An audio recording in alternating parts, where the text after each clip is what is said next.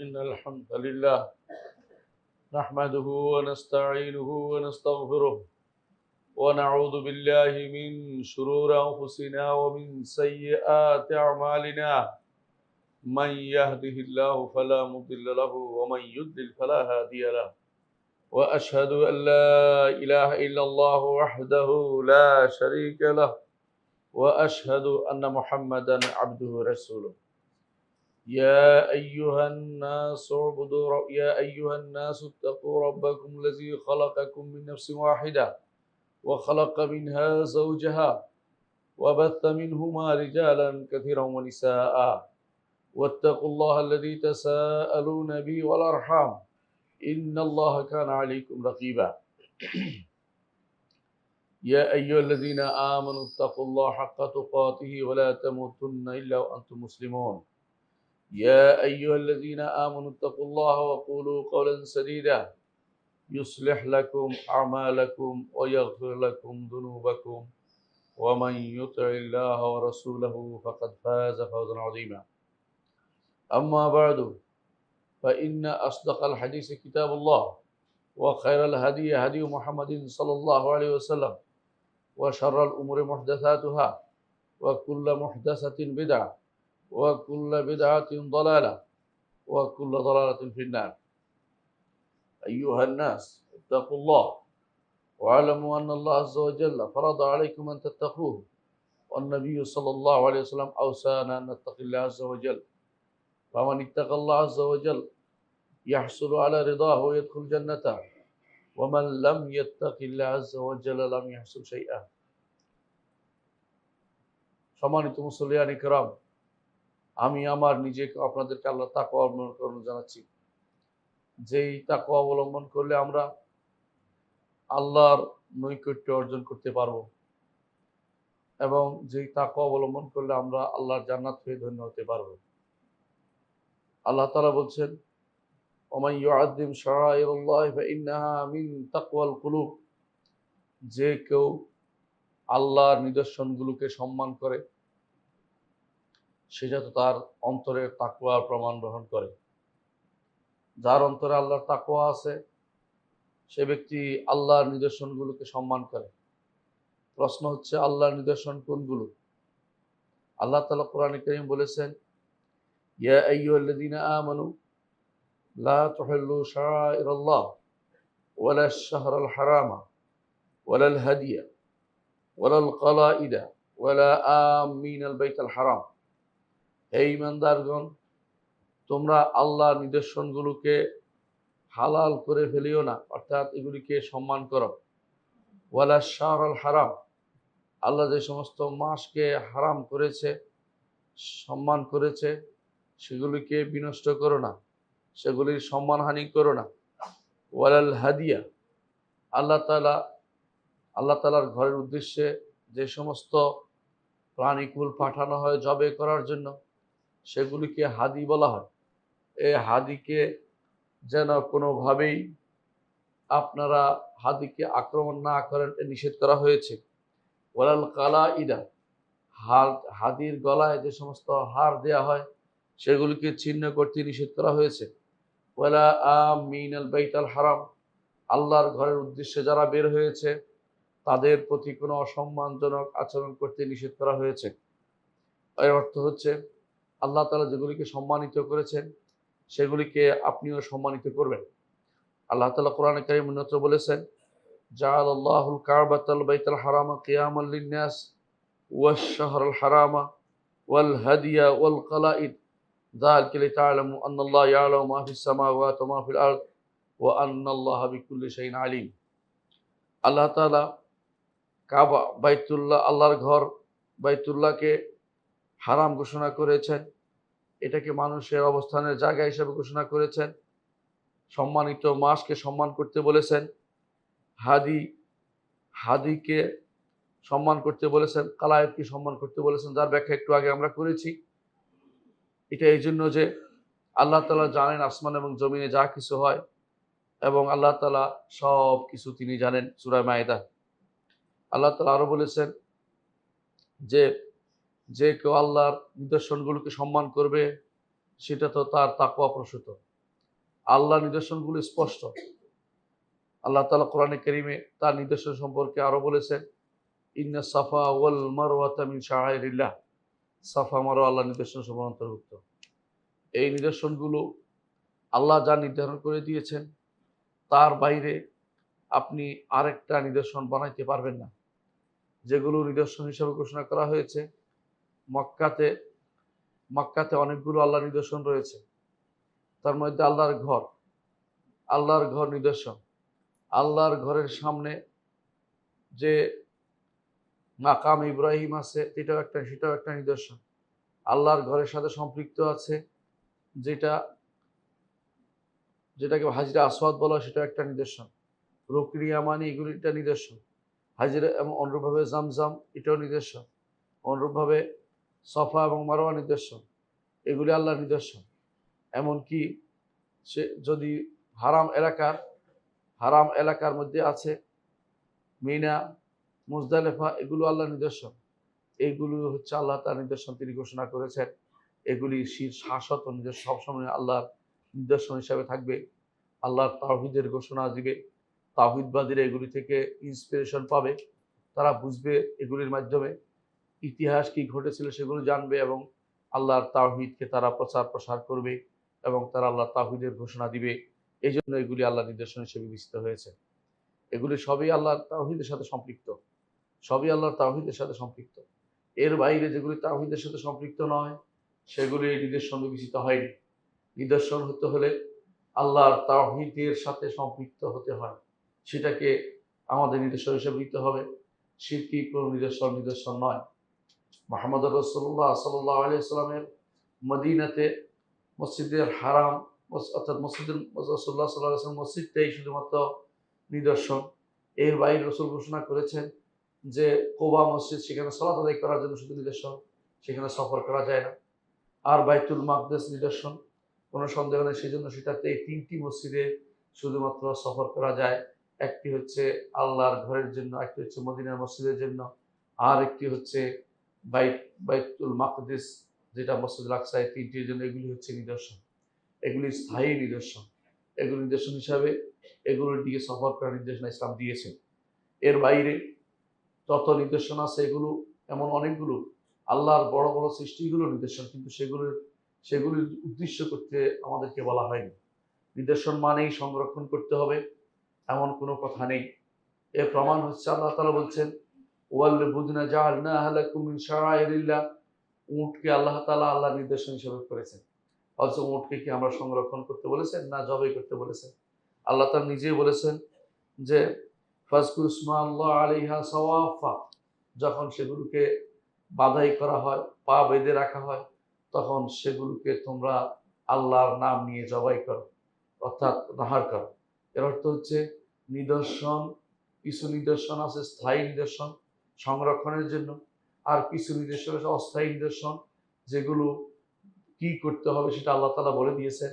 এই নিদর্শন মানেই সব সংরক্ষণ করতে হবে, সবগুলোকে আমাদের রক্ষা করতে হবে, সবগুলোকে আমাদেরকে রেখে দিতে হবে, এমন কথা কোরআন এবং সুন্নাহয় আল্লাহ তাআলা বলেন নাই। এই জন্য আমরা দেখতে পাই মক্কাতে অনেকগুলো স্মৃতি বিজড়িত, রাসূলের স্মৃতি বিজড়িত অনেকগুলো জিনিস আছে যেগুলি সংরক্ষিত আছে। আল্লাহ তাআলার তাওহীদের সংক্রান্ত অনেকগুলো নির্দেশনা সংরক্ষিত আছে। মদিনাতেও রাসূলের সাথে সম্পৃক্ত অনেক কিছু আছে, বাইতুল মাকদেসে অনেক কিছু আছে, কিন্তু এগুলি অনেকগুলো আমাদেরকে অনুমতি দেওয়া হয় নাই সংরক্ষণ করার জন্য। জন্মদিন এখনো অনেকেই করে থাকে, যেটা রাসূলের জন্মস্থান নিয়ে অনেকে মনে করে থাকে সেটা একটা বিরাট কিছু, কিন্তু রাসূলুল্লাহ সাল্লাল্লাহু আলাইহি ওয়াসাল্লাম জন্মস্থান নিয়ে সাহাবায়ে কেরাম কিছু করেননি। মক্কাতে সেখানে একটা লাইব্রেরি করা হয়েছে, সে লাইব্রেরি করা হয়েছে এই জন্য যাতে সেটাতে কেউ বেদাত করতে না পারে। কিন্তু এটা তো এই নয় যে সেটাকে সংরক্ষণ করে আমাকে সেটাকে দেখাতে হবে বিস্তারিত বিভিন্ন সময়, সেটা উদ্দেশ্য নয়, বা এখানে করে ইবাদত আছে সেটা উদ্দেশ্য নয়। মদিনাতে মুহাম্মদ রাসূলুল্লাহ সাল্লাল্লাহু আলাইহি ওয়াসাল্লাম মসজিদ ছাড়া এবং মসজিদের ভিতরে রাসূল যেটাকে গুরুত্বপূর্ণ ঘোষণা করেছেন সেটা ব্যতীত অন্য কোথাও অন্য কোথাও নিদর্শনাবল কোনো কিছু ইসলামে রক্ষা করা হয়নি। তবে ইতিহাস হিসেবে আপনি জানতে পারেন, ইতিহাসের জিনিস এটা জানতে পারেন কিন্তু সেটাকে সংরক্ষণ করেই রাখতে হবে এমন কোনো বাধ্যবাধকতা নেই। মদিনাতে যেমন বীরে বীরহা আছে, বীরে বোদা আছে, এগুলিকে সংরক্ষণ করা হয়নি। কারণ সংরক্ষণ করা হলে এগুলো নিয়ে ফিতনা তৈরি হয়ে যাবে। বর্তমানে অনেকেই মদিনাতে গিয়ে বীরে শেফা খুঁজেন, সেখান থেকে পানি নিয়ে আসেন। এগুলি অবৈধ কাজ, বৈধতা, এগুলি কোনো বৈধ জিনিস নয়। কারণ সেখান থেকে বীরে শেফা থেকে পানি আনার কাজ সাহাবায়ে কেরাম করেননি, রাসূলও আমাদের নির্দেশ দেননি। সুতরাং এই কাজ করা যাবে না। এ জাতীয় মদিনাতে যে সমস্ত জিনিস ছিল, সাহাবায়ে কেরাম এগুলির পিছু নিতেন না, ইমামরা এগুলি থেকে বাধা দিতেন। ইমাম মালিক রহমতুল্লাহ আলাইহি তিনি মদিনাতেই ছিলেন। তিনি মদিনাতে মসজিদুল নবী ছাড়া অন্য কোথাও কোনো কিছুর জন্য দৌড়ানোকে তিনি অপছন্দ করতেন। ইমাম ইবনে ওয়াদ্দাহ আল-কুরতুবী রাহমাতুল্লাহ আলাইহি তার আল বিদআ ওয়া মা ফিহা ওয়া মা রুইয়া ফিহা এই সংক্রান্ত এই গ্রন্থে তিনি এগুলি আলোচনা করেছেন। সুতরাং বোঝা গেল যে আমাদেরকে আমাদেরকে যা ইচ্ছে তার পিছনে ছুটা উচিত নয়। আমাদের কিছু নিদর্শন আছে যেগুলি কোরআন সুন্নাহয় বর্ণিত আছে, সেগুলোকে যেভাবে যেটা মানতে বলা হয়েছে সেভাবে সেটাকে মানতে হবে। নিজের মন মতো করে নিদর্শন সংরক্ষণের নীতি ইসলাম অনুমোদন করে না। মূলত ইসলামী নিদর্শনগুলো তিন প্রকার। ইসলামী নিদর্শনগুলো তিন প্রকার। এক নম্বর হচ্ছে যেগুলো রাসূলুল্লাহ সাল্লাল্লাহু আলাইহি ওয়াসাল্লাম থেকে বর্ণিত এসেছে সেগুলো নিদর্শন। রসুলের যত হাদিস আছে সেগুলো রসুলের নিদর্শন, যে রাসূলুল্লাহ সাল্লাল্লাহু আলাইহি ওয়াসাল্লাম হক ছিলেন, আল্লাহর পক্ষ থেকে প্রেরিত ছিলেন। সেগুলি যত আলোচনা করা হয় ততই তার সত্যতা প্রমাণিত হয় যে রাসূল আল্লাহর পক্ষ থেকে প্রেরিত সত্য রাসূল ছিলেন। সেগুলিকে আমাদেরকে অনুসরণ করতে বলা হয়েছে। সেগুলি লেখে লেখে ধুয়ে খাইলে হবে না, সেগুলিকে অনুসরণ করতে বলা হয়েছে। আল্লাহ তাআলা বলছেন, ওমা আতাকুমুর রাসূল ফাখুযুহু ওমা নাহাকুম আনহু ফান্তাহু। রাসূল যা তোমাদেরকে দেন সেগুলি গ্রহণ করো, যা নিষেধ করে সেগুলিকে পরিত্যাগ করো। রাসূল আরো বলেছেন, ইজা আমারতুকুম বিশাইইন ফাত্তাকু মিনহু মাস্তাতা'তু। আমি তোমাদেরকে যখন নির্দেশ দিই যতটুকু পারো অতটুকু তোমরা তা থেকে গ্রহণ করো, আর যখন তোমাদেরকে কোনো কিছুকে নিষেধ করি সেগুলি পুরোপুরি পরিত্যাগ করাটা, সেটা যতটুকুর বিষয়টা পুরোপুরি পরিত্যাগ করতে হবে। মক্কাতে যে বিখ্যাত যে সমস্ত জিনিসের কথা আমরা জানি, সাফা ওয়াল মারওয়ার ঘটনা। সাফা ওয়াল মারওয়া এই দুটি পাহাড় এখনো আছে। এই দুটি পাহাড় থেকে আমরা কোনো পাথর নেওয়া অনুমোদিত নয়, অথবা দুটি পাহাড়ে গিয়ে আমরা গাঢ় সেটার সাথে শরীর ঘষাঘষি করা আমাদের অনুমোদিত নয়। তো এটা নিয়ে কি করতে হবে সেটা রাসূল বলে দিয়েছেন। সেখানে উঠার সময় বলতে হবে, ইন্না সাফা ওয়াল মারওয়াতা মিন শাআইরিল্লাহ। তারপর বাকি সময় সেখানে রাসূল যেভাবে সাফা ওয়াল মারওয়ার মাঝখানে দৌড় দিয়েছেন, সেই রকম দৌড় দেওয়াই হচ্ছে আমাদের জন্য আদর্শ, সেটা করতে হবে। এর অর্থ হচ্ছে আমরা যেখানে যেটা নয় সেখানে সেটা করতে পারি না। এই জন্য অনেক কিছু ইতিহাস খুঁজে খুঁজে হাজী সাহেবরা অনেকেই যায় যা যা করেছেন। বিশেষ করে বুড়ির বাড়ি খুঁজেছেন কেউ, কেউ বা বুড়ির কোথায় কাটা দিত সেটা খুঁজেছেন। তায়েফে গিয়ে এগুলি ডাহা মিথ্যা কথা। মুহাম্মদুর রাসূলুল্লাহ সাল্লাল্লাহু আলাইহি ওয়াসাল্লাম যখন তায়েফে গিয়েছিলেন, তিনি যেই কয়দিন ছিলেন সেই কয়দিন তিনি অনেক চেষ্টা করেছেন, দাওয়াতের কাজে বিভিন্ন জায়গায় গিয়েছেন, কিন্তু সেখানে কোনো বুড়ির সাথে কোনো সম্পৃক্ততা ছিল না। সুতরাং সেটা মিথ্যা কথা। অনুরূপভাবে আদ্দাসের বাগান বলে যা বলা হয় সেটা অনেকে সত্য বললেও বাস্তবে সেটা সত্য কিনা আল্লাহ জানেন।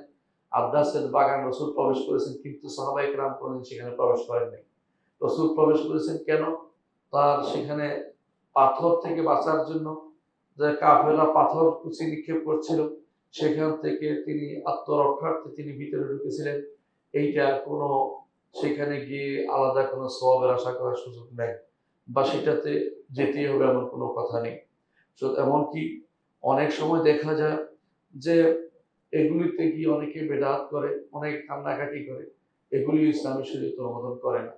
যারা হজ করতে গেছে অনেকে সেগুলির পিছনে দৌড়ায়। আশ্চর্য হবে, মক্কা মদিনাতে অনেক মসজিদের ভিন্ন ভিন্ন নাম আছে, অনেকে এই মসজিদগুলো খুঁজে বেড়ায়। কেউ আবু বকর মসজিদ, কেউ ওমরের মসজিদ, কেউ ওসমানের মসজিদ, কেউ আলীর মসজিদ, কেউ বেলালের মসজিদ, এবং কেউ গামামা মসজিদ। এগুলিতে নামাজ পড়া অতিরিক্ত গুরুত্ব দিয়ে থাকে। অথচ মুহাম্মদ রাসূলুল্লাহ সাল্লাল্লাহু আলাইহি ওয়াসাল্লাম মসজিদ যেটা, সেখানেই আপনাকে সালাত আদায় করতে হবে, অন্য কোথাও নয়। সেখানে সালাত আদায় করাটা হচ্ছে ফরজ, বা সেখানে সালাত আদায় করলে সওয়াব বেশি, 1000 গুণ সওয়াব বেশি পাবেন বিশুদ্ধ হাদিস দ্বারা। অন্য কোথাও মদিনার অন্য কোনো মসজিদে আপনি এই সওয়াব পাবেন না। কুবার মসজিদে পাবেন, রাসূল ঘোষণা করেছেন বলেই সেখানেও আপনি একবার গেলে একবার সওয়াব পাবেন, একবার গিয়ে যতই পড়েন বার অনেক সওয়াব পাবেন না। রাসূলুল্লাহ সাল্লাল্লাহু আলাইহি ওয়াসাল্লাম সেটাই আমাদেরকে জানিয়েছেন। তাহলে বোঝা গেল যে কখনো কখনো কিছু আধার আছে, বর্ণিত বর্ণিত কিছু নিদর্শন, এগুলির উপরে আমল করতে হবে, এগুলির উপর আমল করতে হবে। আর কিছু স্থান ভিত্তিক নিদর্শন আছে, স্থান ভিত্তিক নিদর্শন আছে, সেগুলিতে রাসূল যা যা করতে বলেছেন তা তা করবেন, অন্য কিছু করার অনুমোদন নাই। রাসূল যা যা করতে বলেছেন, যেমন তিনি সাফা মারওয়ার মাঝখানে দৌড়াতে বলেছেন, সেগুলো সেভাবে করবেন। তিনি রাসূলুল্লাহ সাল্লাল্লাহু আলাইহি ওয়াসাল্লাম মাকাম ইব্রাহিমের সামনে সালাত আদায় করতে বলেছেন, সেখানে সালাত করবেন। কিন্তু সেটাতে বরকত নেওয়া, হাত দেয়া, সেটা অনুমোদিত নয়। জমজম থেকে পান করতে বলেছেন, মাথায় ঢালতে বলেছেন, শরীরে দিতে বলেছেন, দিবেন। কিন্তু জমজমের এই যেভাবে রাসূল বলেছেন সেভাবেই আমরা এখন পর্যন্ত সেটাকে গ্রহণ করে থাকি।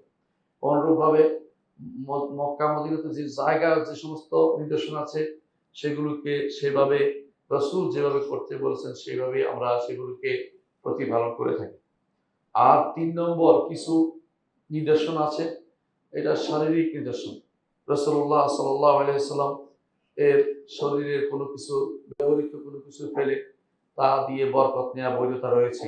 সাহাবায়ে কেরাম নিয়েছেন, রাসূলুল্লাহ সাল্লাল্লাহু আলাইহি ওয়াসাল্লামের মোষ অনেকে নিয়ে নিয়েছেন শরীরে, অনেকে রাসূলুল্লাহ সাল্লাল্লাহু আলাইহি ওয়াসাল্লামের কোনো দাড়ি যদি কারো কাছে থাকতো সেটা তারা সংরক্ষণ করতেন, রাসূলুল্লাহ সাল্লাল্লাহু আলাইহি ওয়াসাল্লামের জামা যদি থাকতো তারা সংরক্ষণ করতেন। এইটা গ্রহণযোগ্য, কিন্তু এইটা অবশ্যই আপনাকে জানতে হবে যে রাসূলুল্লাহ সাল্লাল্লাহু আলাইহি ওয়াসাল্লামের ব্যবহৃত কোনো কিছু আজ সংরক্ষিত নেই। যেগুলি সংরক্ষণ করে বিভিন্ন জায়গাতে রাখা হয়েছে, এগুলির কোনো সনদ নেই। হাদিসের যেমন সনদ লাগে, এগুলিরও সনদ লাগে, এগুলি বিশুদ্ধ হইতে হয়। দুর্ভাগ্যবশত অনেককে দেখা যায় এক দেশ থেকে আরেক দেশে নিয়ে আসছে দেখানোর জন্য রাসূলের ঘাম মোবারক, সেটাকে প্রচার প্রসার করে এক ধরনের মানুষের মধ্যে একটা সৃষ্টি করা, আবেগ সৃষ্টি করা, এটা শরীয়ত অনুমোদিত নয়। রাসূলের ঘাম সংরক্ষিত আছে এমন কোনো প্রমাণ কারো কাছে নেই। যারা সেটা করছে তারা অনেকেই মিথ্যাচার করে। এদের অধিকাংশই মিথ্যুক জাতীয় মানুষ, মিথ্যুক এরা। এরা মিথ্যা কথা প্রচারে সামান্যতম ভয় করে না। রাসূলের নামে মিথ্যাচার করছে। এই ঘাম কারো কিনা কে জানে। এটা কোত্থেকে আসলো, এতদিন ঘাম কিভাবে থাকলো, ১৪০০ বছর ঘাম শুকায় না, এমন কোথায় রাখা হয়েছে কে বলতে পারবে? এমন কোনো দলিল কোথাও পাওয়া যায় না। এগুলি তারা বসে বসে বানিয়ে মানুষের মধ্যে সেটা প্রচার করছে। এই জাতীয় কোনো কিছু প্রচার প্রসার করার বৈধতা নেই। সেগুলি সম্পর্কে প্রথম কাজ হবে সন্দেহ করা যে এগুলি শুদ্ধ কিনা। শুদ্ধ না হওয়া পর্যন্ত হাদিস যেমন আমল করতে পারেন না, তেমনিভাবে এগুলির ব্যাপারেও আপনার কাজ থাকবে এই নিদর্শনগুলো থেকে হাত গুটিয়ে রাখবেন। এগুলিকে কখনো মর্যাদা দেওয়ার চেষ্টা করবেন না, কারণ এগুলি রাসূলুল্লাহ সাল্লাল্লাহু আলাইহি ওয়াসাল্লাম থেকে সাব্যস্ত নয়। তাছাড়া এগুলো নবী সাল্লাল্লাহু আলাইহি ওয়াসাল্লামের একান্ত, রাসূলুল্লাহ সাল্লাল্লাহু আলাইহি ওয়াসাল্লামের সাথে সম্পৃক্ত। সাহাবায়ে কেরামের কোনো কিছু পেলেও আমরা সেগুলোকে কোনো নিদর্শন হিসাবে গ্রহণ করি না। এজন্য সাহাবায়ে কেরামের কোনো কিছু পাওয়া, সাহাবায়ে কেরামের কোনো কিছু দিয়েও আমরা সাধারণত বরকত নেই না বা গ্রহণ করি না, কারণ এটা শরীয়তে অনুমোদিত নয়। সুতরাং যারা সাহাবায়ে কেরাম থেকেও আমরা নেই না, তাবেঈদের থেকেও কোনো কিছু আমরা নিদর্শন হিসেবে নেই না, ইমামদের থেকেও নেই না, কিভাবে ওলি আল্লাহদের নিদর্শন আমাদের জন্য গুরুত্বপূর্ণ হয়ে গেল, সেটাই আমাদের বোঝার বিষয় রয়েছে। আজ সারা বাংলাদেশ সহ সারা বিশ্বে ওলি আল্লাহর পিছনে মানুষ ছুটেছে, ওলি আল্লাহর মাজারগুলির পিছনে মাটি ছুটেছে। ওলি আল্লাহ কোথায় কি বসেছে, কোথায় তিনি হাসি দিয়েছে, কোথায় কাশি দিয়েছে, ওইগুলি সংরক্ষণ করার চিন্তা চেতনা কেন মানুষের ভিতরে ঢুকেছে, যেখানে রাসূলুল্লাহ সাল্লাল্লাহু আলাইহি ওয়াসাল্লাম ছাড়া কোনো ব্যক্তির কোনো রেখে যাওয়া কিছু অনুসরণ করার কথা অনুমোদন করা হয়নি। সুতরাং এই জাতীয় কাজগুলো অনুমোদিত নয়। ভালো করে খেয়াল করুন, তাহনিকের মাসআলা, অনেকে বলতে পারেন যে তাহনিকের মাসআলা, তাহনিক অর্থ কোনো বাচ্চা যদি জন্ম নেয় তাকে কোনো আলেমের কাছে নিয়ে অনেকেই মনে করে তাহনিক করাবে, আমার কাছে আসলে আমি সেটা করাই না। কেন আমি মনে করি এটা রাসূলুল্লাহ সাল্লাল্লাহু আলাইহি ওয়াসাল্লামের সাথে খাস ছিল, যেটা ইমাম ইবনে হাজার রহমতুল্লাহ আলাইহি তার ফাথুল বারীতে উল্লেখ করেছেন, এবং আমাদের শেখ আব্দুল হোসেন আব্বাস বলেছেন এটা রসুলের সাথে খাস। অনেক দেখা যায় না বুঝে আমাদের অনেক নিজস্ব আমাদের ভাইরা অনেকে ভুল করে, তাহনিক করাতে ব্যস্ত হয়ে পড়ে, অথচ তিনি জানেন না তার মুখের মধ্যে লালাতে অনেক ব্যাকটেরিয়া থাকতে পারে, তা বাচ্চার ক্ষতি করতে পারে। রাসূলুল্লাহ সাল্লাল্লাহু আলাইহি ওয়াসাল্লাম কিয়াস করা উচিত নয়। এই জন্য এই জাতীয় জিনিসগুলো মানুষের একে অপর থেকে এইভাবে তাহানিক করাবেন না আপনারা, বরং এটা রাসূলুল্লাহ সাল্লাল্লাহু আলাইহি ওয়াসাল্লামের খাস ছিল মনে করবেন, বা তাহানিক করানোর জন্য হুজুরের কাছে নিয়ে যাবেন না। কারণ এটা আসলেই বংশ পরম্পরার সুন্নত নয়, এটা একান্ত রাসূলুল্লাহ সাল্লাল্লাহু আলাইহি ওয়াসাল্লামের সাথে খাস ছিল বলে বিশুদ্ধ বলে আমরা মনে করি। অন্যরা যদি কেউ করে থাকে যুগে যুগে, তাহলে তিনি ভুল করেছেন। কারণ রাসূলুল্লাহ সাল্লাল্লাহু আলাইহি ওয়াসাল্লাম তিনি তাহানিক করাতেন, রাসূলের যুগে অন্য কেউ তাহানিক করাছে কোনো প্রমাণ আমাদের সামনে আসে নাই। এই জন্য স্মৃতিচিহ্ন যেখানে সেখানে স্মৃতি ফেলেই নিতে হবে। কারো কোনো জিনিস অলি আল্লাহর কর্মকাণ্ড দেখলেই নিতে হবে। তিনি কোনো পাগড়ি রেখে গেছেন, এটা দিয়েই সারাদিন চলতে হবে। তিনি কোনো চেয়ার রেখে গেছেন, এটাকে সংরক্ষণ করে যেতে হবে। এইগুলি হচ্ছে জাহিলীদের কাজ। ঈমানদার এগুলির পিছনে ছুটে চলে না। ঈমানদার আল্লাহর সন্তুষ্টির জন্য নিজেকে সব সময়, আল্লাহ সন্তুষ্টি লাভের জন্য নিজেকে সবসময় নিয়োজিত রাখে। একটু উদাহরণ দিলে বুঝতে পারবেন। রাসূলুল্লাহ সাল্লাল্লাহু আলাইহি ওয়াসাল্লাম তিনি যখন মক্কা বিজয় করেছেন, মক্কা বিজয়ের পর রাসূলুল্লাহ সাল্লাল্লাহু আলাইহি ওয়াসাল্লাম মক্কার কাবার ভিতরে থাকা সমস্ত মূর্তি ভঙ্গ করেছেন। ঐতিহাসিক স্মৃতিচিহ্ন বলে রেখে দেন নাই, বলেন না কি ছিল ইতিহাস হিসেবে রেখে দিলাম, তা কিন্তু জায়েজ নেই। বরং তিনি কি পড়েছেন, কুল জাআল হক ওয়া যাহাকাল বাতিল ইন্নাল বাতিলা কানা যাহুকা। হক এসেছে, মিথ্যা উপস্থিত হয়েছে, মিথ্যা তো উপস্থিত হবারই ছিল। যেগুলিকে না ভাঙ্গা পর্যন্ত তিনি সেখানে ক্ষান্ত হন। এর অর্থ হচ্ছে এই স্মৃতিচিহ্নের নামে যত শিরকি চিহ্ন আছে সবগুলোকে মিটিয়ে ফেলা ইসলামের নির্দেশনা। রাসূলুল্লাহ সাল্লাল্লাহু আলাইহি ওয়াসাল্লামের রাসূল যখন কাবাতে ঢুকলেন, তিনি দুইটা ছবি ফেলেন। একটা হচ্ছে ইব্রাহিম, একটা হচ্ছে তার পুত্র ইসমাইলের। তিনি মূর্তি ফেলেন, তিনি এই মূর্তি মুছে ফেললেন এবং তিনি বললেন, আল্লাহর কসম করে বলছি এরা এর হাতে স্বর দিয়েছে, অর্থাৎ তার হাতে ভাগ্য নিয়ন্ত্রণকারী তীর দিয়েছে, কখনো এটা করা বৈধ নয়। সেগুলি তিনি ভেঙে ফেললেন। কেউ কি পিতামাতার স্মৃতি ভেঙে ফেলে? তিনি ভেঙে ফেলেছেন, পিতার স্মৃতি ভেঙে ফেলেছেন, তার পিতা প্রপিতা তিনি তার এদের স্মৃতি ভেঙে ফেলেছেন। কারণ এগুলি অনুমোদনযোগ্য নয় যে কোনো স্মৃতি রেখে দেবে, মূর্তি রেখে দেবে। এমনকি তার কাবার দেয়ালে ছবি ছিল, ঈসার ছবি ছিল, বলে থাকে মারিয়ামের ছবিগুলি সবগুলি মুছে ফেলা হয়েছে। কারণ কোনো শিরকের কোনো কিছু রাখা ইসলাম অনুমোদন করে নাই। এর অর্থ হচ্ছে এইগুলি রেখে দিতে হবে, এগুলি ভেঙে ফেলতে হবে, অর্থাৎ শিরকির চিহ্ন রক্ষা করা যাবে না। এটাই ইসলামের নীতি। অনুরূপভাবে উম্মে সালেমা রাদিয়াল্লাহু আনহা যখন এবং উম্মে হাবিবা রাদিয়াল্লাহু আনহুমা তখন আলোচনা করছেন রাসূলের মৃত্যুর সময়, বলছিলেন যে তারা তারা হাবশাতে দেখেছেন বিরাট বিরাট দেখেছেন, গির্জা দেখেছেন, যেটা অমুক অমুক অমুক অমুক ব্যক্তির কবরের উপরে নির্মিত হয়েছে। এটা উল্লেখ করেছেন কেন তারা? কারণ তারা চিন্তা করেছিলেন যে রাসূলুল্লাহ সাল্লাল্লাহু আলাইহি ওয়াসাল্লাম এখানে সাবধান করুক। রাসূল তার মুখ থেকে কাপড় সরিয়ে তিনি বললেন, ইহুদি এবং নাসারাদের উপর আল্লাহর লানত হোক, তারা তাদের নবীদের নিদর্শন সমূহকে, কবর সমূহকে তারা মসজিদ বানিয়ে ফেলেছে। এই জন্য এই জাতীয় যতগুলি নিদর্শনকে মানুষ বানাবে, এগুলি ইসলামের অনুসরণ নয়। নিদর্শনগুলোকে যা অনুসরণযোগ্য বানাবে, এটা ইসলামের অনুসরণ নয়, এটা কাফেরদের, মুশরিকদের, ইহুদি নাসারাদের অনুকরণে তারা করে থাকে বলে বিশ্বাস করবেন। রাসূলুল্লাহ সাল্লাল্লাহু আলাইহি ওয়াসাল্লাম সেই সময়ে, মৃত্যুর সময়ে পর্যন্ত তিনি সাবধান করে গেছেন, এই জাতীয় স্মৃতিচিহ্ন রক্ষা করার অনুমতি ইসলামে দেয় না। আরেকটি উদাহরণ দিলে বুঝতে পারবেন। ওমর রাদিয়াল্লাহু আনহু একদিন তিনি যাচ্ছিলেন হজ করে, কিন্তু কিছু মানুষ একদিকে চলে যাচ্ছে। তিনি বলে, ওদিকে কোথায় যাচ্ছ? বলে, ওখানে একটি গাছ আছে যেখানে রাসূলুল্লাহ সাল্লাল্লাহু আলাইহি ওয়াসাল্লাম বসেছিলেন এবং সেখানে তিনি সালাত আদায় করেছেন।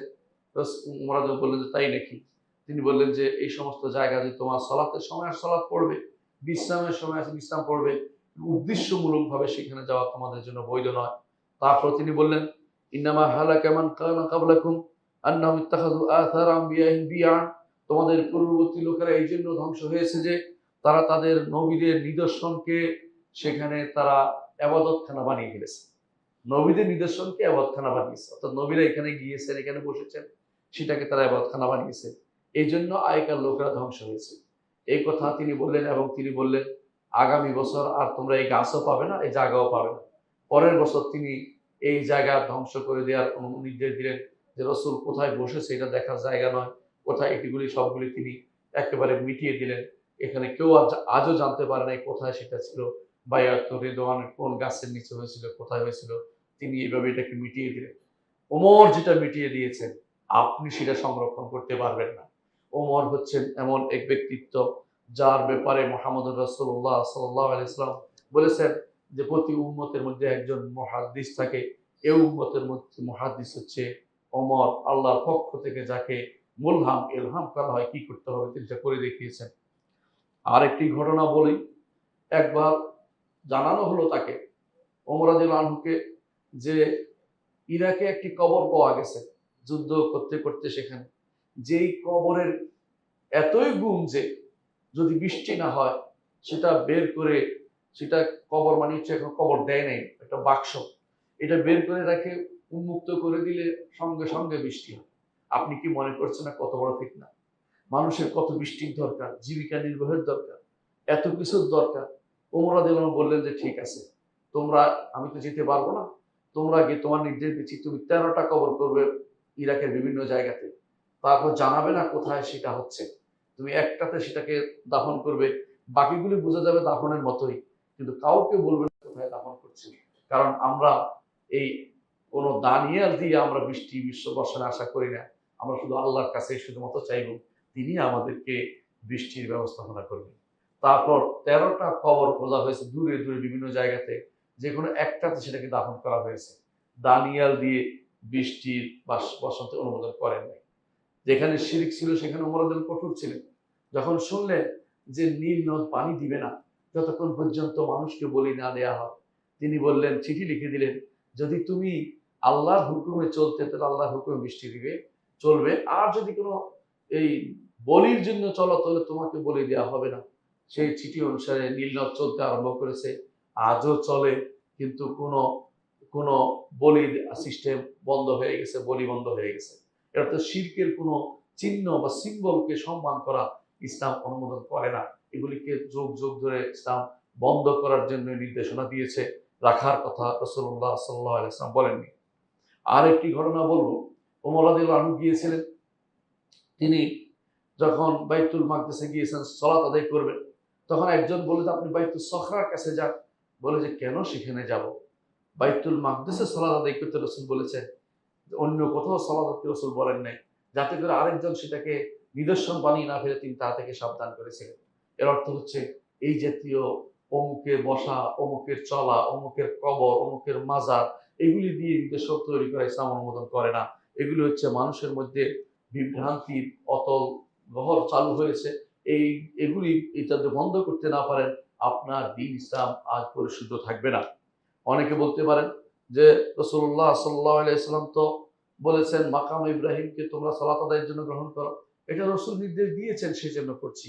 এর অর্থ এই নয় যে আমরা তার আদর্শকে গ্রহণ করে, অর্থাৎ ইব্রাহিম আলাইহিস সালাতু ওয়াস সালামের নির্দেশন মেনে আমরা অন্য কিছু করছি। রাসূল যদি নির্দেশ না দিতেন আমরা এখানে সালাত আদায় করতাম না। যেমনিভাবে হাজরা আসওয়াদকে রাসূলুল্লাহ সাল্লাল্লাহু আলাইহি ওয়াসাল্লাম হাজরা আসওয়াদ সম্পর্কে বলছেন যে ওমর রাদিয়াল্লাহু আনহু বলছেন যে যদি আমি রাসূলকে দেখতাম তোমাকে চুমু না দিতে আমি তোমাকে চুমু দিতাম না। এর অর্থ হচ্ছে এটাও রাসূল অনুসরণ করে করতে হয়। যেমনি ভাবে চুমু দেয়া যায় না কোথায়, যে রুকনি ইয়ামানিকে চুমু দেয়া যায় না, অনেকে হাজিরা চুমু দিয়ে থাকে বিভ্রান্তির কারণ। রুকনি ইয়ামানিকে স্পর্শ করতে বলা হয়েছে, রাসূল করেছেন এজন্য স্পর্শ করতে হবে। এর বাইরে অন্য কোনো নিদর্শন নাম দিয়ে নতুন কোনো কিছু আবিষ্কার করা ইসলাম অনুমোদন করে না। সাহাবা ইকরাম যখন মিশরে ঢুকেছেন তখন তাদের সময়ও এই সমস্ত পিরামিডগুলি ছিল, ছিল না তা নয়, কেউ পিরামিডের কাছে গেছে কোনো প্রমাণ দেখাতে পারবেন না। এর অর্থ হচ্ছে তারা এগুলির প্রতি ভ্রুক্ষেপ করেন নাই, যে কে কি বানিয়েছে, কুফরি অবস্থায় কে কি কাফেরদের কি কর্মকাণ্ড আছে এগুলি সম্মান করা ইসলাম অনুমোদন করে না। এগুলি যারা করে থাকে তারা বর্তমান সময়ে এরা বিভ্রান্তির পিছনে চলেছে। কেন তারা সেগুলি করে আমি কয়েকটি কারণ উল্লেখ করব। এক নম্বর হচ্ছে এগুলি যারা করে কাফেরদের অনুসরণ করে। কাফেররা এই জাতীয় কাজ তাদের সব সময় তাদের ছিল। শিরকের মূল কারণই হচ্ছে কারো পদাঙ্ক অনুসরণ করে চলা। অমুকে এরকম অলি আল্লাহ ছিল, তাকে অনুসরণ করলে আমি হয়ে যাব। অমুকে এরকম ছিল, সে এখানে হাঁটে গেছে, তারা হাঁটে গেলে আমি এটা পেয়ে যাব। এই জাতীয় জিনিসগুলোর কারণে মানুষ শিরকে লিপ্ত হয়েছে যুগে যুগে। এই জন্য সমস্ত যত অমুসলিম জনগোষ্ঠী আছে সবগুলিকে আপনি দেখবেন তাদের পূর্বপুরুষের পূজা করে। তারপর তথাকথিত তাদের কোনো ব্যক্তি, মহান ব্যক্তিত্বের পিছনে তারা ছুটে চলেছে। ইসলাম এগুলি থেকে মানুষকে মুক্তি দিয়েছে। এই জাতীয় শিরক থেকে মুক্ত হওয়ার জন্য ইসলামের নির্দেশনা প্রচুর রয়েছে, সেগুলি আপনারা জেনে নেবেন। তৃতীয় যে কারণে মানুষ এগুলির পিছনে ছুটে চলে তা হচ্ছে দ্বীনের প্রকৃত রূপ তারা জানে না। ইসলাম এসেছে একমাত্র আল্লাহর ইবাদত দিকে নিয়ে যেতে, আর এরা মানুষকে বিভিন্ন রকমের জায়গা, ছোট ছোট ইবাদতের পকেট খুলে বসেছে। ইবাদতের জায়গা নির্ধারণ করে দিচ্ছে নিজেরা বসে বসে, নতুন করে তৈরি করছে, নতুন করে মূর্তি তৈরি করছে, নতুন করে বিভিন্ন ইবাদতের নিয়ম শৃঙ্খলা তৈরি করছে। কোনো ব্যক্তি এরকম ইবাদত নির্দেশ দিলেই আমরা সেই ইবাদত করতে পারি না। আমাদের জন্য ইসলাম যা বলেছে এর বাইরে ইবাদত করার কোনো সুযোগ নেই। তৃতীয় যে কারণে তারা এই সমস্ত এই তথাকথিত নিদর্শনের পিছনে ছুটে চলেছে, তথাকথিত অলি আল্লাহদের কবরের দিকে ছুটে চলেছে, নবীদের কবর দিকে ছুটে চলেছে, এর কারণ হচ্ছে অধিকাংশই আল্লাহর কোরআন এবং সুন্নাহকে গবেষণা করে পড়ে না। যদি কেউ পড়তো, বুঝতো তাহলে সে একথা মানতে বাধ্য হতো যে এগুলি আমাদের ঈমানের পথে বাধা, এগুলি তাওহীদের পথে এক একটা তাওহীদ নষ্টকারী এক একটা এলিমেন্ট ছাড়া কিছুই নয়। তৃতীয়, এই পথের মধ্যে যারা বাধা সৃষ্টি করছে, যে কারণে এই সমস্ত চিহ্নগুলি আজ বিভিন্নভাবে ইবাদতের জায়গা হয়ে দাঁড়িয়েছে, এর কারণ হচ্ছে কিছু কিছু পথভ্রষ্ট আলেম তারা শিরকের পক্ষে ওকালতি করে। শিরকের পক্ষে তারা ওকালতি করে, দলিল থাকুক আর না থাকুক, তার 14 গোষ্ঠী করেছে, এটাই তাদের প্রমাণ। অমুক হুজুরে করেছে, অমুকে এসেছিলেন, অথবা আমরা এটার উপকার পেয়েছি, এখানে আমি এই মানত করার কারণে উপকার পেয়েছি, এখানে এটা করার কারণে আমি এই লাভ পেয়েছি। এটা দিয়ে আলেমরা মানুষের ভিতরে শিরকের এক একটা প্রচার প্রসার করছে, এগুলো পথভ্রষ্ট আলেমরা এগুলি করে থাকে। পঞ্চম যে কারণে এগুলি বেশি প্রচার প্রসার পেয়েছে, সেগুলি হচ্ছে কিছু কিছু শাসক আছে, পথভ্রষ্ট শাসক আছে, তারা এগুলিকে বেশি বেশি মানুষের মাঝে প্রচার প্রসার হওয়া চায়। কারণ তারা চায় যে কোনো কিছু কেন্দ্রিক যেন মানুষকে ধরতে পারে। এই জন্য তাদেরকে আপনি দেখবেন যে এরা এগুলিকে বানিয়ে নিয়েছে পিকনিক স্পট, অথবা মানুষের আসার জন্য বিভিন্ন জায়গা থেকে, যেগুলিকে বলা হয় যে এগুলিকে লোক আহরণের জন্য, টাকা লাভের জন্য, অর্থাৎ অর্থনৈতিক কর্মকাণ্ড সচল করার জন্য এরা এগুলিকে চালু করে দিয়েছে যে অমুক খানের অমুক কিছু আসবে। এটার কারণে আপনি দেখবেন কাফেররা সেটা করতেই পারে। কাফেররা কোথায় করে?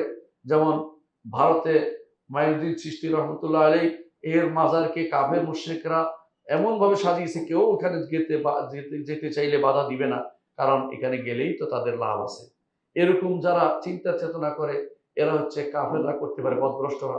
এদের অনুসরণ করে অনেক দেশে, মুসলিম দেশের শাসকরাও সেটা করছে, যে এগুলিকে তারা অর্থ আহরণের জায়গা হিসাবে গ্রহণ করে নিয়েছে।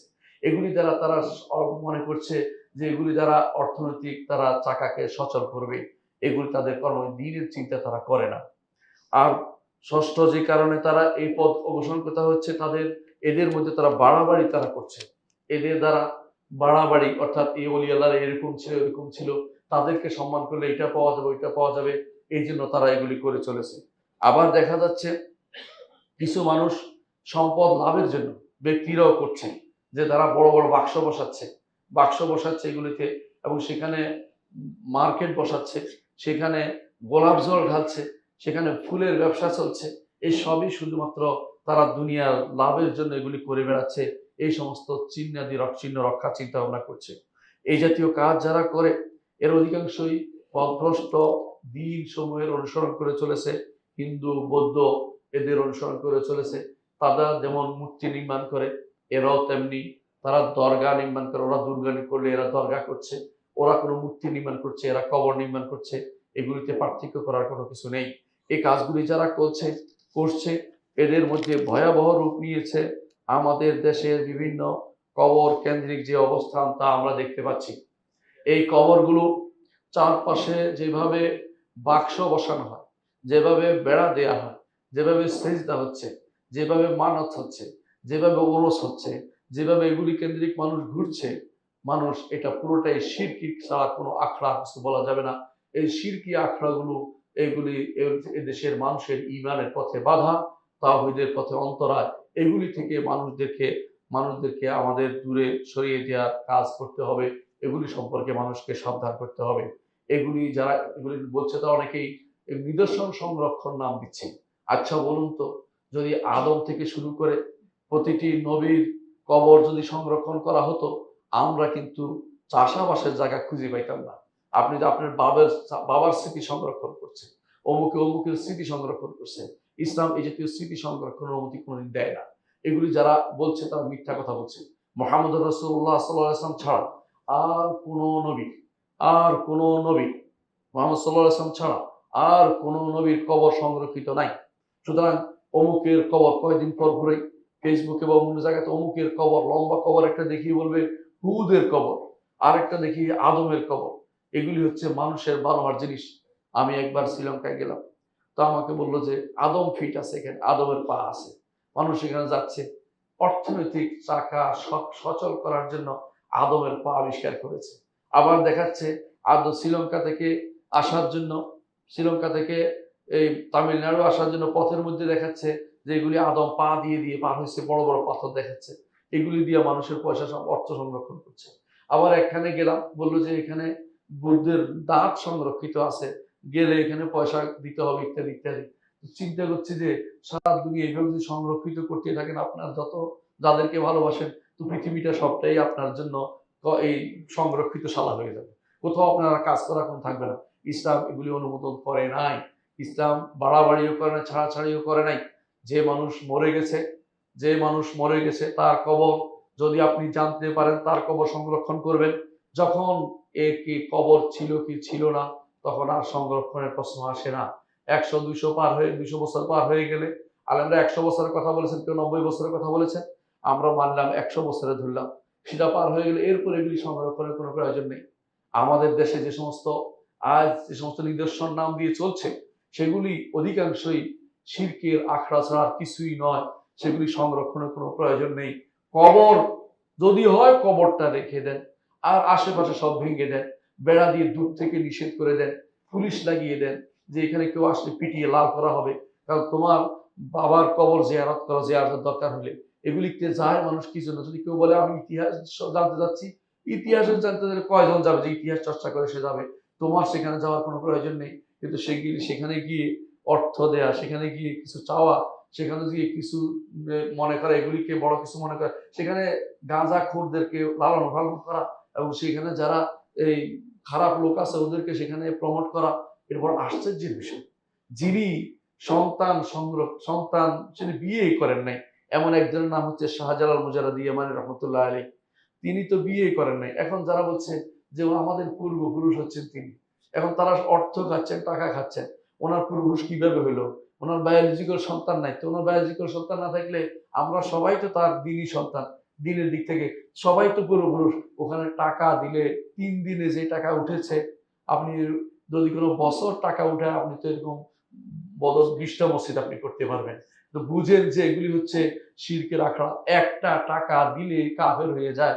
সেখানে তারা প্রতিদিন যা টাকা রোজগার করছে, এই টাকা রোজগারের বিষয়ে মাথা ব্যথা নাই কারো মাথা ব্যথা নেই। কারো বুঝাচ্ছি এটাই, অনেক আলেমেরও মাথা ব্যথা নেই। পাশেই দেখবেন বিশাল মাদ্রাসা, অথচ তারা এই ব্যাপারে কোনো কথা বলে না, কারো মাথা ব্যথা নেই। পরে আরো দেখবেন যে এই জাতীয় লোক যারা আছে, জনপ্রতিনিধি যারা আছে, রাষ্ট্রীয় সরকারের প্রতিনিধি যারা আছে, সরকারি প্রতিনিধি যারা আছে, তারা এই ব্যাপারে কোনো মাথা ব্যথা নেই যে এখানে শিরক হচ্ছে, ওইটা নয়। মাথা ব্যথা হচ্ছে টাকাটা কোথায় যাচ্ছে। টাকা যদি রাষ্ট্রীয় কোষাগারে ভাগ হয় তাহলে ঠিক আছে, ভাগে যা পাবো আমার তো একটা অংশ আছে। আর যদি কোনো সেটা শুধুমাত্র খাদেমরা খেয়ে ফেলে, তাহলে এটা ভালো হচ্ছে না। এই জন্য ভাগের জন্যই শুধুমাত্র ঝগড়াটা হয়। অনেকে হয়তো মনে করছেন যে আমাকে ভাগ দিল না, আমাকে ভাগের নিষেধ করেছে বিশেষ কারণ না, কারণগুলি বেশিরভাগই হয় ভাগাভাগিতে কম পড়ে কিনা, ভাগাভাগিতে আমার ভাগ কোথায় গেল। বেশিরভাগ মাজার যেগুলি আছে সবগুলি খোঁজ নিবেন, সবগুলিতে রাষ্ট্রীয় একটা অংশ থাকে। আপনি কি চিন্তা করছেন শিরকের অংশ নিচ্ছে তারা, শিরকে প্রমোট করছে তারা, এগুলিকে শরীয়ত অনুমোদন করে, ইসলাম এগুলিকে ভাঙতে বলে, এইগুলিকে নষ্ট করতে বলে। কবরটা যদি কোনো প্রমাণিত হয় তার কবর তো রক্ষা করবে। এর বাইরে যেগুলো এই জাতীয় শিরকি আখড়া আছে সেগুলিকে কোনোভাবেই সংরক্ষণ করার কথা ইসলাম বলে না। এই জাতীয় কাজগুলি তারা করেছেন সবগুলি বিভ্রান্তি ছাড়া আর কিছুই তারা রচনা করছেন না। আমাদেরকে জানা উচিত যে এগুলি যারাই আপনাদের মতো লোকেরাই এক সময় ক্ষমতায় যাবেন, কাজ করবেন, যে এই জাতীয় জিনিসগুলো সংরক্ষণ করার কথা ইসলাম বলে না। ওখানে যারা আছে তাদেরকে বরং তাদের কেন এখানে বসে এটা তাদের পিছনে লোক লাগানো দরকার। এদের অধিকাংশই একখান থেকে একখানে হেরোইন পাচার করে, অধিকাংশ এই দেশের নিরাপত্তার জন্য হুমকি স্বরূপ। এদের অনেকেই আছে বিদেশি এখানে বসে আছে, তারা বিভিন্ন ব্যাস ধরে বসে আছে, হয়তো দেশের নিরাপত্তার পথে হুমকির কাজ করতে পারে তারা। আপনার তাদেরকে মনে করছেন নিরাপত্তার জায়গা না, তারা আপনার ইমান যেমন নষ্ট করবে, আপনার দেশকেও তারা নষ্ট করবে। এদের বিরুদ্ধে সাবধান হওয়ার জন্য আমরা অনুরোধ করবো যাদেরকে আল্লাহ তাআলা ক্ষমতা দিয়েছেন তাদেরকে। মনে রাখবেন অনেক কবর আছে আসলে কোনো কবর নেই, এগুলো শুধু নামকেও আস্তে চালানো হয়। এই যে বাইজ বুস্তামি চট্টগ্রামে আছে, এখানে আসলে কবর থেকে আসবে? বাইজ বুস্তামি কোথায়? বুস্তাম নগরী। বাংলাদেশে কিভাবে আসলেন তিনি? ওই সময় বাংলাদেশে আসা কি এত সহজ ছিল? আপনি কি মনে করেন যে তিনি এখানে এসে উঠে গেছেন? না, এগুলি মানুষের নিজেরা বানিয়ে নিয়েছে। অনেক কবর আছে, দেখবেন যে নিচ থেকে, পাহাড়ের নিচ থেকে উপর পর্যন্ত পুরোটাই পাকা করে নিয়েছে। কি জন্য সেগুলিকে পাকা করেছে? শিরকের আখড়া কি জন্য করেছে? কারা খরচ করেছে টাকা সেখানে? আল্লাহ তাআলা কোরআনে কারীম বলেছেন যে তারা ফাসায়ুনফিকুনা থুম্মা তাকুনু আলাইহিম হাসরাতান ইয়াউমাল কিয়ামা, খরচ করবে আর কিয়ামতের দিন আফসোস করবে যে হায় রে, কেন খরচ করেছিলাম এটার পিছনে। এগুলি যদি রাষ্ট্রীয়ভাবে করা হয় তাহলে গুনার কাজ করেছে, আর ব্যক্তিগতভাবে গুনার কাজ করেছে, যেই করেছে সেই গুনার কাজ করেছে। আর যদি সেগুলির কারণে সে মনে করে যে এই ব্যক্তির সন্তুষ্টি লাভ করবে, তাহলে সে শিরকের ভিতরে নিপতিত হয়েছে, আল্লাহর জন্য খরচ না করে অন্য জায়গায় করেছে। আর সেগুলি যে মানতের টাকা হয়ে থাকে, মানতটা পুরোটাই শিরক। মানত একমাত্র যদি করতে হয় আল্লাহর জন্য করবেন। মানত এমনিতে করা শরীয়ত নির্দেশনা দেয় না। যদি কেউ করে তাহলে একমাত্র আল্লাহর জন্যই হবে, অন্য কিছুর জন্য মানত করা শরীয়ত অনুমোদন করে না। এই জাতীয় পীরের জন্য, পীরের কবরের জন্য, ওলি আল্লাহর নাম দিয়ে তাদের কবরের জন্য, তাদের জন্য, তার ডেক্সির জন্য যদি কেউ মানত করে, ইমান শেষ। সে সঙ্গে সঙ্গে কাফের হয়ে যাবে, তার সারা জীবন আমল বরবাদ হয়ে যাবে, তার হজ বরবাদ হবে, তার সালাত বরবাদ হয়ে ওই সময় মারা গেলে সে চিরস্থায়ী জাহান্নামী হয়ে যাবে। সুতরাং আপনি বুঝেন এগুলি কত ভয়াবহ জায়গা। এগুলিকে আমরা স্বাভাবিকভাবে নিচ্ছি, কেউ ভাগ করছি, কেউ বলছি অলি আল্লাহর বদদোয়ায় পড়ে যাব, কেউ মনে করতেছে এগুলি থাকলে অসুবিধা কি, এগুলি আমাদের ঐতিহ্য সংরক্ষণ। এই ঐতিহ্যের নাম দিয়ে শিরক এবং কুফরকে কখনো প্রমোট করা যাবে না বা সংরক্ষণ করা যাবে না।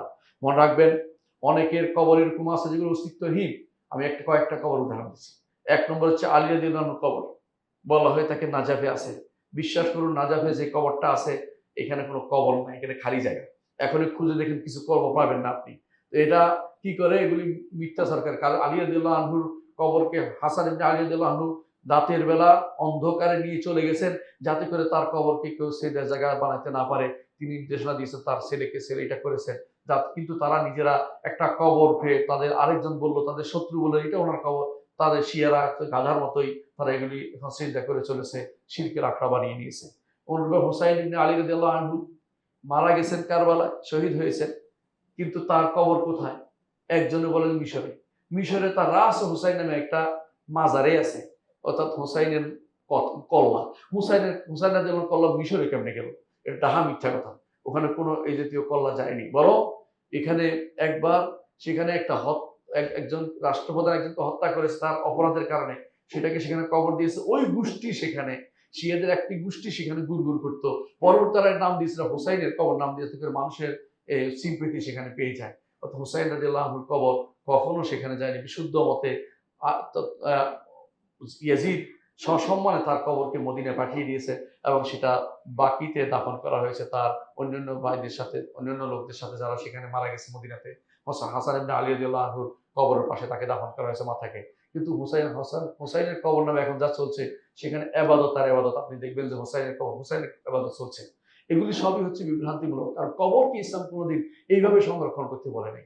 কবরকে সংরক্ষণ করতে বলেছে যতটুকু জানা যায় ততটুকু, যে এই কবর কিনা কবর সংরক্ষণ করে আপনার পিতা মাতা পূর্বপুরুষদের যত জানা গেছে যেটা কবর নয় সেটাকে সংরক্ষণ করে কবর বানাইতে বলা হয় নাই।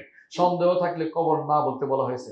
আর আমরা উভয় সংকটে আছি, একদিকে যেগুলি কবর নয় কবর বানাচ্ছি, আরেকদিকে কবর জায়গা বিক্রি করে দিয়ে বিল্ডিং তৈরি করে দিয়েছি। এই দুইটাই বিভ্রান্তি। ইসলাম কবরকে সংরক্ষণ করতে বলেছে কবরওয়ালার সম্মানে, কিন্তু এই নয় যে কবরওয়ালার কবর না জেনে এবং তার কোনো কবরের কোনো চিহ্ন না রেখে দলিল প্রমাণ না দেখে মানুষ কবর বানিয়ে ফেলবে আর এর মধ্যে বিভিন্ন রকমের অনাচার করবে, শিরিক করবে, কুফর করবে, নিফাক করবে। ইসলামী এই জাতীয় জিনিস অনুমোদিত নয়। মনে রাখবেন, যারা এই জাতীয় কাজগুলি করে তারা বিভ্রান্তির মধ্যে নিমজ্জিত রয়েছে এবং তারা অধিকাংশই হারাম কাজ করছে। আপনারা যারা দেখেছেন যে মান্যতের টাকা ওখানে যারা দিচ্ছে, বেশিরভাগই টাকা কেন দেয়? টাকা এমনি কেউ দেয় না, কেউ চাইলেও দেয় না, গরিবকে দেয় না, ফকিরকে দেয় না, এতিমকে দেয় না। টাকা মরা মানুষের টাকার দরকার নেই, টাকাও দিচ্ছে। কেন দিচ্ছে টাকা? তাদের উদ্দেশ্য হচ্ছে, তাদের উদ্দেশ্য পূরণ, যে টাকা দিলে আমার এইটা পূরণ হবে, টাকা দিলে আমার এই আশা পূরণ হবে। সঙ্গে সঙ্গে সে মুশরিক, সঙ্গে সঙ্গে মুশরিক। কোনো ব্যক্তি, ইমামরা যোগ যোগ এটাকে শিরকের কথাই বলেছেন, এর নিচে কিছু কেউ বলেন নাই। কিন্তু কিছু মানুষ আছে চোখ বুজে থাকবে, জানার পরেও কথা বলবে না, শিরক দেখেও কথা বলবে না। এরা এই দেশের আলেম সন্তান, আলেম বলে পরিচিতি লাভ করেছে, এরা এদের বিরুদ্ধে কোনোদিন কথা বলবে না। আবার অনেকে আছে যে রাজনৈতিক কারণে কথা বলবে না, এগুলির বিরুদ্ধে কথা বললে তার ভোট কমে যাবে, তার পয়সা কমে যাবে, এদের বিরুদ্ধে কথা বললে তার মানুষের শত্রু হতে হবে। এগুলির বিরুদ্ধে কথা বলা ফরজ। যে শিরকি আখড়াগুলোকে বন্ধ করা, এগুলি থেকে মানুষকে সাবধান করা। প্রতি সপ্তাহে যে হাজার হাজার গাড়ি যাচ্ছে, কোথায় যাচ্ছে? সিলেট যাচ্ছে। কেন যায়? কেন যেতে হবে? যদি কবর জিয়ারতের মাসালা হয়, বাবার কবর জিয়ারত করুন, যথেষ্ট। কবর জিয়ারতের যে মূল উদ্দেশ্যটা হচ্ছে কি? সেটা হচ্ছে আখিরাতকে স্মরণ করা। বাবার কবরের কাছে গেলে সেটা বেশি স্মরণ হবে যে আমার বাবা ছিলেন, চলে গেছেন, সম্পদ রেখে গেছেন, আমিও চলে যাব, সম্পদ রেখে যাব, সব রেখে যাব। তেমনি ভাবে মায়ের কবরের কাছে যেতে পারেন। এইটা না করে আপনি ওখানে কেন যাচ্ছেন? আপনার কিছু পাওয়ার উদ্দেশ্য আছে, আর কোনো কারণ নেই। আপনার শুধু পাওয়ার উদ্দেশ্য আছে। কিছু পাওয়ার উদ্দেশ্য থাকলে আপনি মুশরিক হচ্ছেন এবং শিরকে ডুবে গেছেন। আপনার জীবনের সমস্ত আমল বরবাদ হয়ে গেছে। সে অবস্থায় মারা গেলে চিরস্থায়ী জাহান্নামী হবেন। আপনার জন্য কোনো সুপারিশ কেউ করবে না। সুপারিশ তো শুধু ঈমানদারের জন্য হয়। আকুলু কাওলি হাযা ওয়া আস্তাগফিরুল্লাহ লি ওয়া লাকুম ওয়া লিসাইরিল মুসলিমিন ফাস্তাগফিরু ইন্নাহু হুয়াল গাফুরুর রাহিম। ইন্নাল হামদালিল্লাহ নাহমাদুহু ওয়া নাস্তাঈনুহু ওয়া নাস্তাগফিরুহ ونعوذ بالله من شرور أنفسنا ومن سيئات أعمالنا من يهده الله فلا مضل له ومن يضلل فلا هادي له وأشهد أن لا إله إلا الله وحده لا شريك له وأشهد أن محمدا عبده ورسوله أما بعد সম্মানিত মুসলিয়ারে কেরাম, বলছিলাম এই সংরক্ষণের কথা, মাজার সংরক্ষণ অথবা স্মৃতিচিহ্ন সংরক্ষণ, এগুলির মাধ্যমে একদিকে যেমন দুনিয়াতে ফিতনা ফাসাদ ভরে যাচ্ছে, তো এইভাবে আখিরাতের কাজও আপনার নষ্ট হচ্ছে, ঈমান আপনার নষ্ট হচ্ছে। সর্বদিক থেকে এগুলি ক্ষতির কারণ ছাড়া কিছুই না। এগুলি থেকে আমাদের ভবিষ্যৎ প্রজন্মকে সাবধান করতে হবে। এগুলির মূল কারণ হচ্ছে কেন সাবধান হয় না? আমরা তাওহীদ বুঝিনি, শিরকের কারণ বুঝিনি। শিরকের কারণ কিন্তু একটাই, যে বাড়াবাড়ি, গুলু ফিস সালিহিন, নেককারদের জন্য বাড়াবাড়ি। একটা হচ্ছে কি? আল্লাহ সম্পর্কে ছাড়াছাড়ি, আল্লাহ সম্পর্কে খারাপ ধারণা। একটা হচ্ছে বান্দা সম্পর্কে বাড়াবাড়ি। শিরকের দুটি কারণ সবসময় মনে রাখবেন। যে কোনো কাজ দেখবেন যে আল্লাহ সম্পর্কে খারাপ ধারণা, আল্লাহ কি আমাকে দিবে নাকি যতক্ষণ পর্যন্ত অলি আল্লাহর মাঝখানে অলি আল্লাহর সাথে না যায়, এটা হচ্ছে আল্লাহ সম্পর্কে খারাপ ধারণা।